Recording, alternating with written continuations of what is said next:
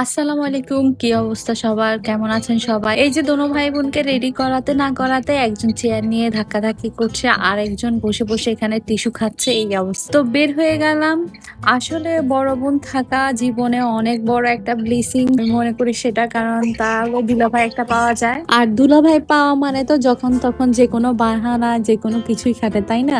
ভাইয়া কিন্তু আগে থেকেই জানতেন যে উনি যেভাবেই হোক আমাকে ট্রিট দিবে আর সেটা আমি আদায় করে ছাড়বো। এই জন্য আমি ঢাকা যাওয়ার আগ থেকে উনি কিন্তু প্রস্তুত ছিলেন যে না, এবার শালিকা দেশে এসেছে, ওই উপলক্ষে একটা না একটা ট্রিট দিতে হবে। তো যেই কথা সেই কাজ, আমরা সেদিন চলে গেছিলাম কাচ্চি ভাইতে সবাই মিলে। আর আমরা গিয়েছি রাতের বেলা, মোটামুটি পরিবেশটা সুন্দর ছিল ওদের। এই তো আমাদের মুগ্ধ কিন্তু মা বাবার মাঝখানে বসে গেছে আর মিমি মিমি বলে ডাকছিল। ওর কিন্তু তখন ফোনটা চাই ভিডিও করার জন্য। আর এইদিকে এই তো আমাদের বাদাম শরবত হাজির, কাচ্চি হাজির, গরম গরম কাচ্চি। আর ওদের কিন্তু রাইসের কোয়ান্টিটিটা একটু কম ছিল, তাও যা ছিল আলহামদুলিল্লাহ টেস্টটা ভালোই ছিল, খারাপ না। আর একটা কথা কি, কাচ্চির সাথে কিন্তু ওদের যে কম্বোটা থাকে, ওদের যে সেট মেনুটা ছিল ওই মেনুতে কিন্তু কাচ্চি বুরহানি অথবা ফিরনি ছিল, যেটা আপনি চয়েস করেন। কিন্তু আমরা চেয়েছিলাম যে আমরা যেহেতু বুরহানিটা খাই না, এই জন্য বাচ্চাদের জন্য বাদাম শরবতটা নিয়ে এক্সচেঞ্জ করে নিতে, কিন্তু তারা আমাদেরকে এক্সচেঞ্জটা করেনি। আমরা বলেছিলাম আমরা এক্সট্রা পে করব,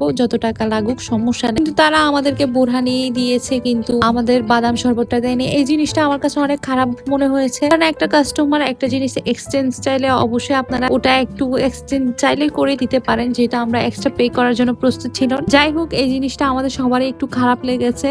পরবর্তীতে যদিও আমরা বাদাম শরবত কিনেছি, তাও আমার মনে হয় যে এই জিনিসটা আসলে ওদের উচিত না একজন কাস্টমারকে এভাবে করে করা।